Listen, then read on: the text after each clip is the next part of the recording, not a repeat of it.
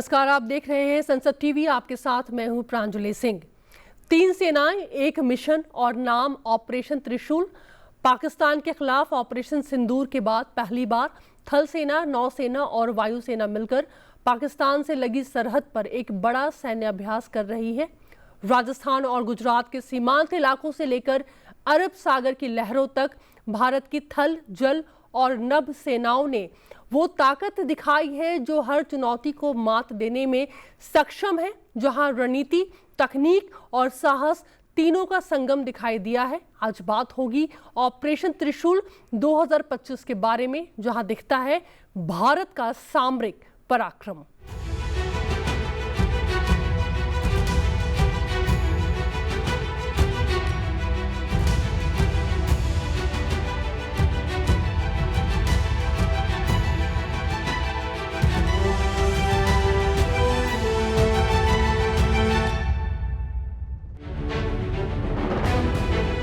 Indian Army, Southern Command, Indian Navy, Western Naval Command, Indian Air Force, Southwestern Air Command, Coast Guard, BSF और केंद्रीय एजेंसियां। Operation त्रिशूल का मुख्य उद्देश्य है संयुक्त ऑपरेशनल प्रक्रियाओं को परखना, इंटरऑपरेबिलिटी बढ़ाना और मल्टी डोमेन वॉरफेयर में तालमेल बनाना। इस दौरान नौसेना ने आईएनएस जलाश्व और लैंडिंग क्राफ्ट यूटिलिटी वेसल्स के जरिए एम्फीबियस लैंडिंग खास रही। वहीं वायुसेना के राफेल और सुखोई लड़ाकू विमान, IL-78 रिफ्यूलर्स और ड्रोन सिस्टम्स समुद्र और थल दोनों मोर्चों पर तालमेल बनाते दिखे। मुख्य उद्देश्य संयुक्त ऑपरेशनल प्रक्रियाओं का परीक्षण, इंटरऑपरेबिलिटी और नेटवर्क इंटीग्रेशन को बढ़ाना, multi domain operations, land, air, sea, cyber space में तालमेल। प्रमुख ऑपरेशन आईएनएस जलाश्व और LCU वेसल्स से एम्फीबियस लैंडिंग, राफेल, सुखोई और IL-78 की संयुक्त air sea mission, network centric, cyber and electric warfare drill. अभ्यास में अग्नि दृष्टि और त्रिनेत्र जैसे विशेष ड्रिल्स भी शामिल हैं, जहां फोकस है network centric warfare, electronic warfare और साइबर ऑपरेशंस पर। यानी जंग अब सिर्फ जमीन या आसमान की नहीं, बल्कि डिजिटल और सूचना के मोर्चे पर भी लड़ी जा रही है। इस अभ्यास में देशी रक्षा प्रणाली और तकनीक का व्यापक इस्तेमाल हुआ है, जो आत्मनिर्भर भारत के विजन को मजबूती देता है। रणनीतिक रूप से संवेदनशील सर क्रीक इलाका, जहां भारत पाक सीमा मिलती है, इस अभ्यास का अहम हिस्सा है। पाकिस्तान ने भी इस बीच अपने एयर स्पेस पर प्रतिबंध लगाते हुए नोटेम जारी किया है, जो इस अभ्यास की रणनीतिक अहमियत को दर्शाता है। त्रिशूल 2025 भारत की सशस्त्र सेनाओं की वो ताकत है जो संदेश देती है भारत किसी भी परिस्थिति में तीनों सेनाओं के संयुक्त दम पर हर मोर्चे पर जवाब देने के लिए तैयार है। त्रिशूल सिर्फ एक सैन्य अभ्यास नहीं, बल्कि भारत की एकजुट शक्ति, आत्मनिर्भरता और आधुनिक युद्ध क्षमता का प्रतीक है। और आज की इस खास चर्चा में हमारे साथ में शामिल हो रहे हैं लेफ्टिनेंट जनरल सतीश दुआ, रिटायर्ड। सर, बहुत बहुत स्वागत है आपका हमारे इस कार्यक्रम में। पहला सवाल आपसे कि ऑपरेशन त्रिशूल 2025 को आप देश का सबसे बड़ा संयुक्त सैन्य अभ्यास के तौर पर कैसे देखते हैं? इसकी रणनीतिक भूमिका, अहमियत क्या है? जय हिंद प्रांजलि और आपके सब व्यूअर्स को भी। देखिए, आपका जो सवाल है उसको जैसे आपने कहा कि ऑपरेशन सिंदूर से अगर हम आगे बढ़ाते हैं, तो ऑपरेशन सिंदूर 4 दिन से कम का एक ऑपरेशन था, जिसमें कि भारत ने पाकिस्तान के टेरर अटैक के एवज में जो हमारी कार्रवाइयां हुई, उसमें हमने पाकिस्तान को उस थ्रेशोल्ड पे लाके खड़ा कर दिया 4 दिन के अंदर अंदर ही, कि वो हमसे सीज फायर मांगने पे मजबूर हुआ। ऑपरेशन सिंदूर को हमने अपने टर्म्स पे कॉन्फ्लिक्ट टर्मिनेशन कहते हैं, तो हमने वो कॉन्फ्लिक्ट अस्थायी रूप से बंद कर दिया, यानी ऑपरेशन को पॉज कर दिया। ये हमारे देश का ऐलान था, गवर्नमेंट का ऐलान। तो जब हम कहते हैं अस्थायी रूप से उसको टर्मिनेट किया है, इसका मतलब जब वो पॉज पे है, तो इस दौरान एक तरफ से एक चुनौती है दुश्मनों के लिए कि हम पॉज पे हैं, और अगर ऐसी कोई हरकत आपकी तरफ से हुई जो प्रोवोकेटिव हुई, तो हम दोबारा इसको रिज्यूम कर सकते हैं। दूसरी तरफ ये और हमें एक मतलब एक तैयारी की तरफ, प्रिपेयर्डनेस की तरफ बढ़ने की एक क्षमता रखते हैं, और तीनों फोर्सेस में एक नजरिया, एक मेंटालिटी, एक वो रहता है कि हमने अपनी तैयारी और अपने आप को और सक्षम बनाना है, तैयारी करनी। तो उसी तैयारी के चलते जी ये एक ऑपरेशन त्रिशूल जो है, एक बहुत बड़ी एक्सरसाइज है, एक बड़े पैमाने पे एक्सरसाइज है। सर, जब से इंटीग्रेशन के बारे में बातचीत हो रही है सतीश सर, तो क्या आपको लग रहा है कि अभी भी हमें कई स्टेप्स पर आगे बढ़ना है? क्योंकि जो तीनों हमारी सेनाएं हैं वो तो बहुत वक्त से साथ साथ काम करने की कोशिश कर रही है, लेकिन क्या सर कुछ और भी अपनी तैयारियों को मजबूत करने की जरूरत है क्या यहाँ पर? मैं आपके व्यूअर्स के लिए साफ करना चाहता हूं एक बात, कि देखिए, जो तीनों फोर्सेस का जो समन्वय है, वो बहुत जरूरी है आजकल के माहौल। आजकल अलग अलग डायमेंशंस में लड़ाई नहीं लड़ी जा सकती। 1971 वॉर को अगर आप लें, तो वो भी तीनों फोर्सेस का, आर्मी, नेवी, एयरफोर्स का एक समन्वय का एक बहुत अच्छा उदाहरण था।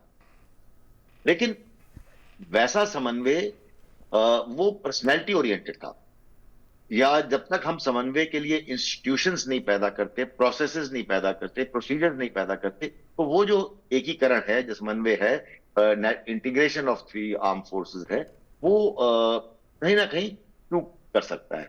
इसीलिए जब से हेडक्वार्टर इंटीग्रेटेड डिफेंस स्टाफ जो हमारा एस्टैब्लिश किया 2001 में, आफ्टर कारगिल वॉर, जब ये रियलाइजेशन हुई कि हमें एकीकरण करना है, इंटीग्रेशन करना, तो तब से लेकर के इसमें लगातार कदम उठाए जा रहे हैं। मैं भी इसको chief of integrated defence staff रह चुका हूं 2 साल के लिए। तब सीडीएस नहीं था।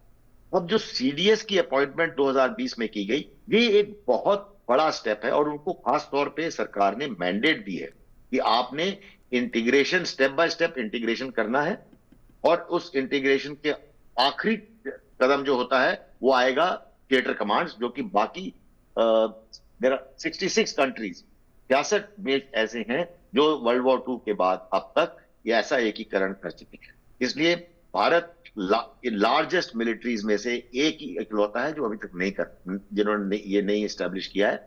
पिछले 4-5 सालों में बड़े ठोस कदम उठाए जा रहे हैं, और सीडीएस के नेतृत्व में तीनों सेनाओं का एकीकरण हो रहा है। कुछ कदम उठाए गए हैं, कुछ बाकी हैं, और उन्हीं सब के चलते ऑपरेशन सिंदूर के बैकग्राउंड में ये तीनों फोर्सेस का एक बहुत बड़ी मुहिम है इस एक्सरसाइज में। ऑपरेशन कैपेबिलिटीज को तो दिखाना है, लेकिन साथ साथ इंटीग्रेशन को हासिल करना है। सतीश सर, लगातार जो है, चूंकि आप बहुत एक्टिव रहते हैं, तो मैं आपसे ये जानना चाह रही हूँ कि अब दूसरे सीडीएस का कार्यकाल जो है वो देश देख रहा है, और आपने बिल्कुल सही कहा कि जब आप सर्विस में, यूनिफॉर्म में जब आप थे, तो उस समय सीडीएस नहीं थे। सर, आपके जो आउटपुट्स हैं, अगर वो थोड़ा हम हमारे साथ में साझा करना चाहें कि सीडीएस के आ जाने के बाद में कितना फर्क पड़ रहा है तीनों सर्विसेज को ऑपरेशन को अंजाम देने में। सीडीएस के 3-4 अलग अलग रोल। पहला, वो तीनों सर्विसेज में एकीकरण पैदा करने की उनकी ऑफिशियल मैंडेट है, और उन्होंने उसकी तरफ वो अग्रसर होंगे, और तीनों सेनाएं उनका साथ दे रही हैं, और वो हम अग्रसर हो रहे हैं। दूसरा उनका मैंडेट है कि वो एक किस्म से combined single point military adviser बन जाते हैं देश की लीडरशिप के लिए, रक्षा मंत्री हो, प्रधानमंत्री हो, या सेक्रेटरी को, जी, नेशनल सिक्योरिटी एडवाइजर हो, तो उनको डिस्टिल करके एक एडवाइस दी जा सकती है। तीसरा वो चीफ ऑफ स्टाफ कमेटी के चेयरमैन है, जो बड़ी इंपॉर्टेंट पोजीशन है, क्योंकि उसी में सब बड़े मिलिट्री डिसीजन लिए जाते हैं। और आखिरी चीज, जैसे एक डिपार्टमेंट ऑफ मिलिट्री अफेयर्स खड़ा किया गया उनके पोस्ट के साथ साथ ही 5 साल पहले, उस डिपार्टमेंट ऑफ मिलिट्री अफेयर्स को भी वो हेड करते हैं, जो कि गवर्नमेंट का एक अंग है। जैसे वो भी एक सेक्रेटरी के तौर पे, गवर्नमेंट सेक्रेटरी के तौर पे वो डिपार्टमेंट को भी को हेड करते हैं। तो सीडीएस का एक बहुत अहम रोल है। और जैसे मैंने पहले कहा, मैं आखिरी चीज में वही दोहराऊंगा कि उनको एक गवर्नमेंट ने मैंडेट दिए। कितने टाइम में होगा वो तो प्रोग्रेस पे डिपेंड करता है। उनको मैंडेट दिया है सीडीएस को कि आपने थिएटर कमांड खड़े करने हैं, क्योंकि वो एक आखिरी चरण है। हम वहां तक पहुंचने में कुछ टाइम लगेगा, कुछ प्रोसीजर्स और डिस्टिल किए जाएंगे, रिफाइन किए जाएंगे, लेकिन ये उनकी मैंडेट और ये उनका रोल है। जी सर, वापस लौटते हैं इस ऑपरेशन के बारे में, हम चर्चा को आगे बढ़ाते हैं। क्या सर आप हमें ये समझा सकते हैं, क्योंकि ये ऑपरेशन इसलिए भी खास है, इसमें ड्रोन वॉरफेयर और जो नेटवर्क सेंट्रिक ऑपरेशन है उनको भी शामिल किया गया है, तो हम कह सकते हैं कि क्या भारत अब मल्टी डोमेन वॉरफेयर की दिशा में अपने आप को पूरी तरीके से उसके लिए तैयार कर चुका है? देखिए, ये ऑपरेशन त्रिशूल को आजकल की जनरेशन, आप लोग बता रहे हैं, सबसे बड़ा एक्सरसाइज है। मैं मानता हूं ये बहुत बड़े पैमाने की एक्सरसाइज है। 1980s में भी एक ऑपरेशन ब्लास्टैक हुआ था 1984 में। उस वक्त भी बहुत बड़े पैमाने पे एक्सरसाइज की गई थी आर्म फोर्सेस की। जनरल सुंदर जी उस टाइम आर्मी चीफ थे।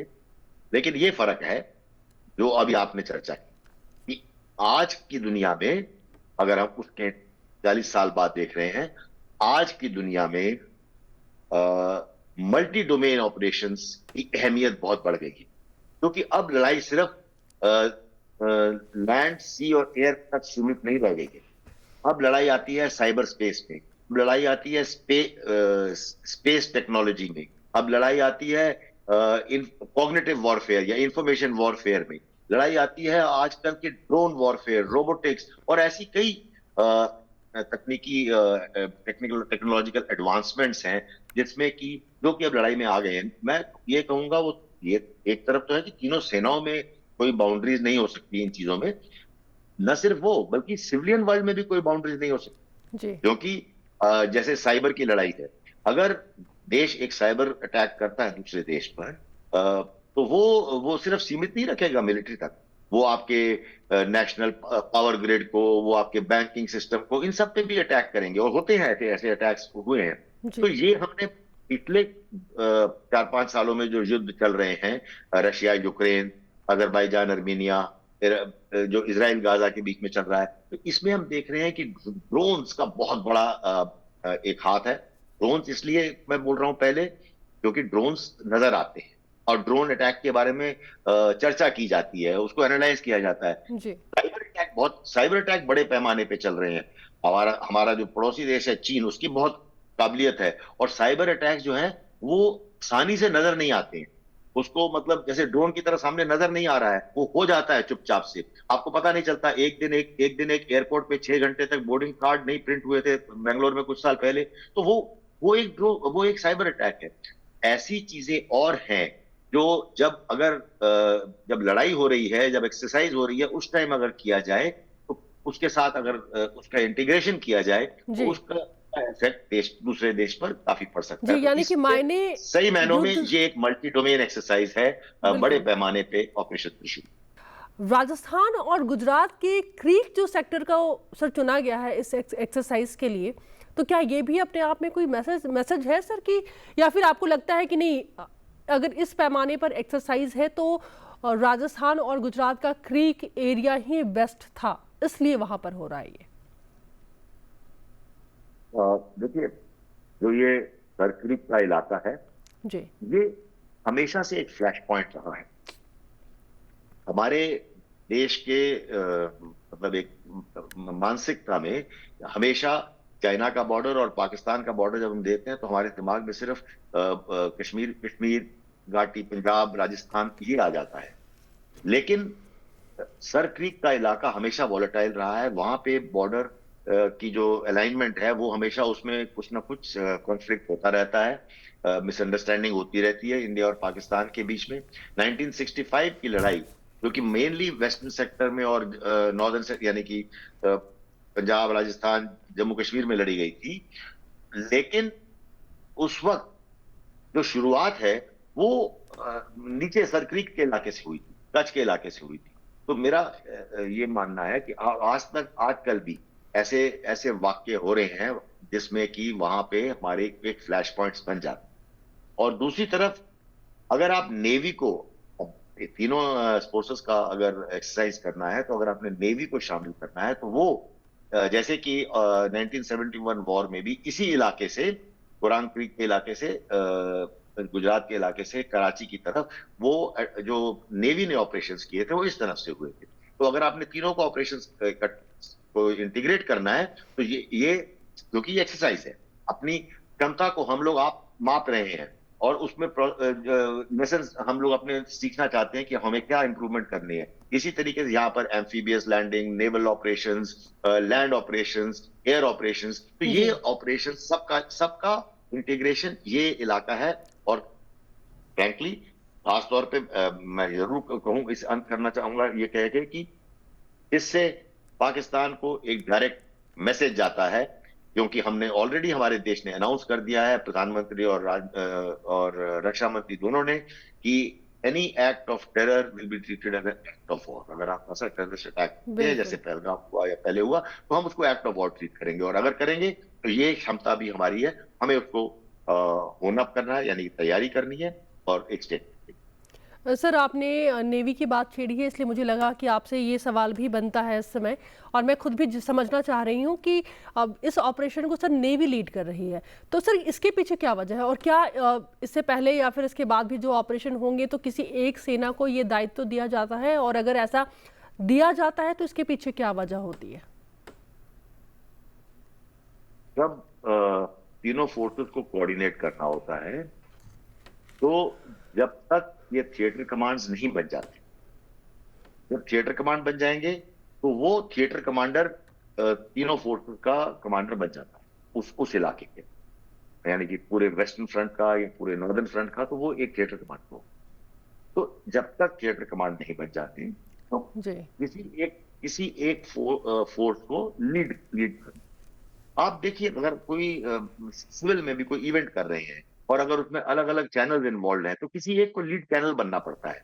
यानी मैं कह रहा हूं कि किसी भी ऑर्गेनाइजेशन में ऐसे होता है, किसी को लीड करना पड़ता है। तो यहाँ पे अगर ऑपरेशन ज्यादा सी के अंदर जो ऑपरेशन होने वाले हैं, या एम्फीबियस ऑपरेशन होने वाले हैं, या सी बोन ऑपरेशन होने वाले हैं, तो उसमें लीड, कोऑर्डिनेशन की लीड एक टाइम के लिए किसी एक सर्विस को दी जाती है, और वही हो रहा है। इस ऑपरेशन के दौरान पाकिस्तान ने अपने एयर स्पेस में नोटम जारी कर दिया, क्या लगता है आपको इसके पीछे क्या वजह हो सकती है? देखिए, पहली बात तो नोटम क्या होता है, मैं व्यूअर्स के लिए बताना चाहूंगा। Is a notice to airman, NOTAM, notice to airman. ये ग्लोबल एविएशन प्रैक्टिस है, यानी कि आप किसी भी वजह से एक इलाके में, एक एयरपोर्ट पे या एक रीजन में, सारे एयरपोर्ट्स पे अगर आप कोई भी बंदिश लगाना चाहते हैं कि मान लीजिए जब कोई एक्सरसाइज होती है या हमारी 26 जनवरी की परेड, तो हम लोग कुछ एयर बेसिस को, इवन दिल्ली एयरपोर्ट को कुछ घंटों के लिए बंद करते हैं। तो ऐसे नोटिस, यानी कि हम लोग अपने एयर स्पेस को बंद कर रहे हैं सिविल यूज के लिए या कोई भी यूज के लिए, तो वो नोटिस होता है। तो ये ग्लोबल प्रैक्टिस है। भारत जब भी ऐसे नोटिस इश्यू करता है, बहुत मैच्योरिटी और सूझबूझ के साथ नोटिस इश्यू करते हैं। पाकिस्तान ने जब पुलवामा टेरर अटैक के बाद इंडिया ने बालाकोट के पास जब्बा टॉप पे air operations, air strikes launch किए थे, इसके बाद पाकिस्तान ने पूरी एयर स्पेस बंद कर दी थी अपनी, जबकि हमने नहीं करी थी पूरी एयर स्पेस। तो वो हर एक का अपना अपना नजरिया है। तो पाकिस्तान ने अगर इस टाइम नोटैम इशू किया है, वो इसी के लिए किया था, जब 3 दिन उन्होंने पहले किया था।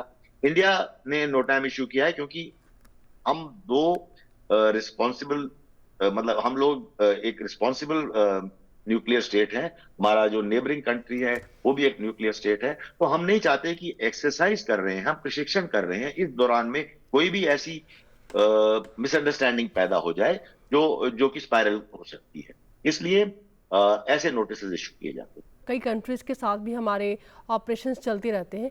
ऐसे में सर, अगर भारत इस स्तर पर कर रहा है तो क्या एक नेबरिंग कंट्री होने के नाते जो दूसरा देश है उसकी चिंता बढ़ती है सर, या फिर उसको कैजुअली लिया जाता है या फिर नॉर्मली लिया जाता है कि चलिए ठीक है, भारत अगर ऐसे ऑपरेशन कर रहा है तो इससे हमारा कोई लेना देना नहीं है, या फिर सचमुच कोई फर्क पड़ता है?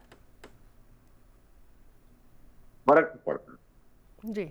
और जो हमारी इंटेलिजेंस एजेंसीज हैं और जितने हमारे ऐसे एनेबलर्स हैं, रेडार्स हैं या ड्रोन्स हैं या सैटेलाइट्स हैं, हम लोग ISR हैं, जितने भी तरीके हैं उन सबको अगर पाकिस्तान भी कोई एक्सरसाइज करेगा तो हम भी उन ऐसे तरीके अपनाएंगे कि हम उनकी गतिविधियों पे नजर रख पाए, हम देख सकें कि वो ऐसा तो कुछ नहीं कर रहे जो हमारे हित में नहीं है। एक्सरसाइज करना एक बात है, लेकिन एक्सरसाइज की आड़ में कोई ऐसी चीज की जाए जो कि हमारे हित में ना हो। मसलन अगर वो एक्सरसाइज की आड़ में एक देश दूसरे देश की कोई एयरपोर्ट हो रेकी कर रहा है या रिकॉग्निजेंस कर लेता है बॉर्डर एरिया की, तो वो एक ऐसी चीज है जिसपे नजर रखी जाती है। तो ये बड़े पैमाने पे जब हम एक्सरसाइज कर रहे हैं तो पाकिस्तान को जरूर उधर it's an issue of concern, उनके लिए एक मतलब एक कितने की घंटियां बजती होंगी उनके दिमाग में, खास तौर पे आज के दौर में जब पाकिस्तान का दूसरा बॉर्डर भी एक्टिव है।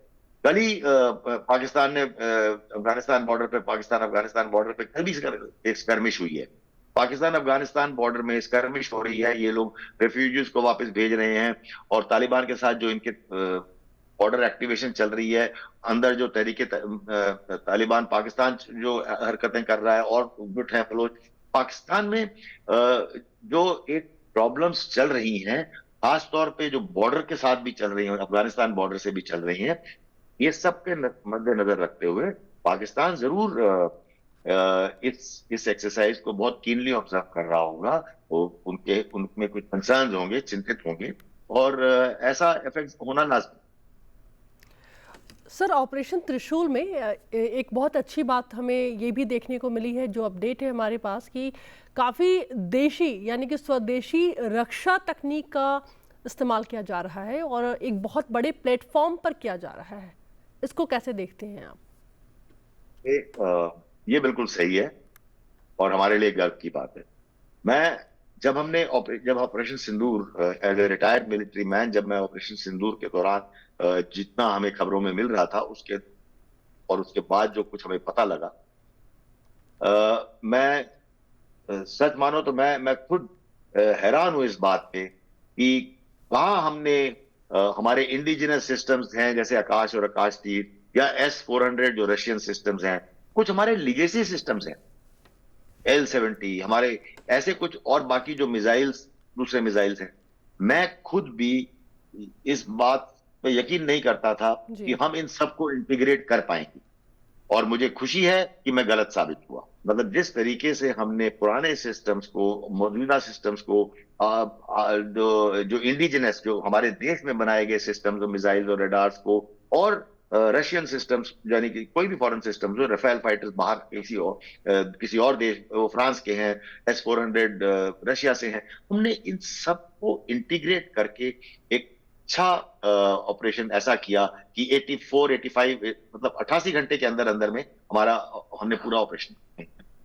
तो ये एक हमारे को बड़ी इंकरेजमेंट मिली है कि जो आत्मनिर्भर भारत की तरफ चलते हुए या डिफेंस में भी आत्मनिर्भरता लाने में जो हम जितने इंडिजिनस सिस्टम्स को फीड कर रहे हैं, उस इनकरेजमेंट से हम उससे भी ज्यादा अपने सिस्टम्स को इस एक्सरसाइज में फील्ड कर रहे हैं यानी कि उनको टेस्ट कर रहे हैं और उससे हमें इनकरेजमेंट मिलेगी और कहीं कहीं पे हमारे को सीख मिलेगी कि क्या हमें इंप्रूव करना है या क्या खामियां हैं तो हम ठीक कर पाएंगे। इससे बूस्ट मिलेगी हमारे आत्मनिर्भर। बिल्कुल, और इसलिए ही ऐसे अभ्यास किए जाते हैं ताकि हम अपने आप को दिन प्रतिदिन और इम्प्रूव कर सके। लेकिन सर, अभी जैसा कि कुछ देर पहले आप कह रहे थे कि आज के समय में जो युद्ध है सिर्फ ज़मीन या आसमान पर नहीं बल्कि साइबर और जो इलेक्ट्रॉनिक वॉरफेयर है उससे भी लड़ा जा रहा है। सर, भारत कितना तैयार है और जितनी भी अभी हमें हमारी जो तैयारी है उसे और कितना आगे ले करके जाना है, क्या लगता है आपको? देखिए, हमारी तैयारी ने एडवर्सरीज से मिलने के लिए पर्याप्त है। यानी कि हमारे जो जो खतरा है, जो हमारे थ्रेट्स हैं, हमारी चैलेंजेस हैं, हमारे बॉर्डर्स को या हमारी सॉवरेनिटी को, उनके लिए हमारी तैयारी पर्याप्त है। मैं ये सब देशवासियों को आश्वासन देना चाहता हूं, और वो हमने इसका नमूना अभी 3 महीने पहले देखा है, ऑपरेशन सिंदूर। लेकिन ये क्षेत्र ऐसा है, रणभूमि का क्षेत्र ऐसा है, और खास तौर पे आजकल की टेक्नोलॉजिकल एडवांसमेंट को लेते हैं तो क्षेत्र ऐसा है कि आप एक दिन भी रेस्ट नहीं कर सकते, क्योंकि रोज टेक्नोलॉजी बदल रही है, रोज तकनीकें बदल रही हैं, उनसे टैक्टिक्स पे फर्क पड़ता है, उनसे स्ट्रेटेजी पे फर्क पड़ता है, और ये हमें कंटिन्यूस प्रोसेस है, हमेशा इसको करते रहना है। और उसकी तरफ ये अभ्यास एक बहुत ही कारगर एक्सरसाइज सिद्ध होगी, हमें अंदर की तरफ देखने के लिए, टेक्नोलॉजिकल एडवांसमेंट्स को प्रैक्टिस करने के लिए और उनको इंप्रूव करने के लिए। सतीश सर, आप खुद भी एक सैनिक रणनीतिकार रहे हैं और आपके अनुभव में इस तरह के अभ्यास, आप हमें बता सकते हैं कि जो वास्तविक युद्ध की स्थिति होती है वैसे में डिसीजन मेकिंग में ये जो हमारी तीनों सेनाएं हैं उनको ऐसे अभ्यासों के जरिए कितनी निर्णय लेने की क्षमता में आसानी होती है?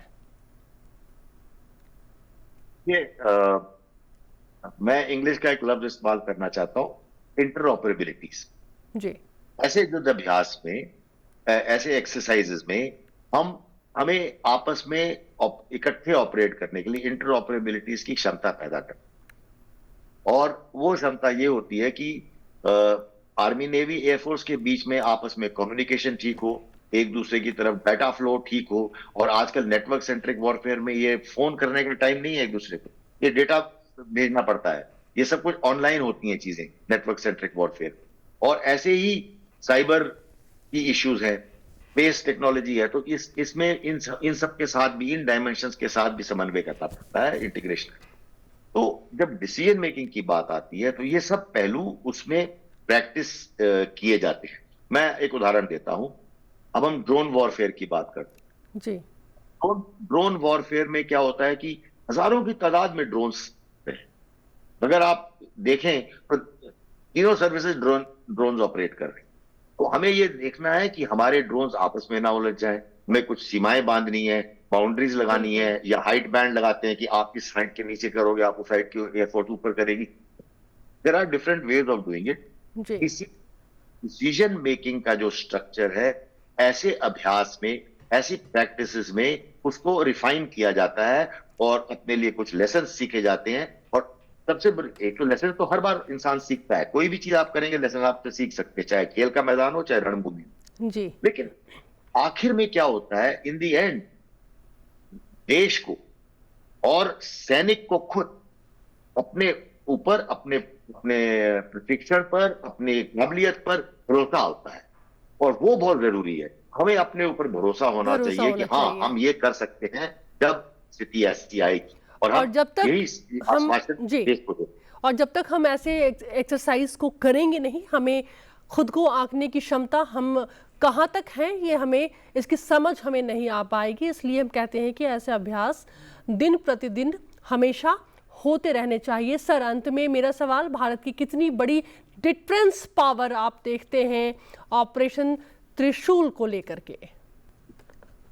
ये एक्सरसाइज ऑपरेशन त्रिशूल के जरिए हम ये महसूस कर पा रहे हैं कि जो हमने एक बहुत ही सरप्राइजिंग एंड कन्विंसिंग सफलता हासिल की थी ऑपरेशन सिंदूर में, हम उसको नेक्स्ट लेवल पे कैसे ले जाएं, हम उसको अगले मौके के लिए हम उसको एक ऐसा अपने तीनों फोर्सेस को, और जो दूसरी डायमेंशंस हैं, cyber space, information technology, information warfare वगैरह, इन सबको मिला करके कैसे हम अपनी काबिलियत बढ़ाते हैं और उसमें कैसे हमें अपने आप पर भरोसा होता है हम अपनी काबिलियत। और उम्मीद है कि ऐसे और भी कई बड़े ऑपरेशन हमें देखने को मिलेंगे और ज़रूर हम उस पर भी आगे चर्चा करेंगे। सतीश सर, बहुत बहुत शुक्रिया हमारे साथ जुड़ने के लिए। सर शुक्रिया सर। ऑपरेशन त्रिशूल ने एक बार फिर से साबित कर दिया है कि भारत की सेनाएं सिर्फ सीमाओं की रक्षा नहीं करती बल्कि हर मोर्चे पर एक साथ एक संकल्प के साथ खड़ी हैं। थल हो या नभ, जल ही हो या फिर अंतरिक्ष क्यों ना हो, भारत की शक्ति अब मल्टी डोमेन बन चुकी है। त्रिशूल सिर्फ एक ऑपरेशन नहीं है बल्कि यह है भारत की आत्मनिर्भर सैन्य क्षमता और अटूट संकल्प का प्रतीक। आज के लिए इतना ही। आप देखते रहिए संसद टीवी। जय हिंद, नमस्कार।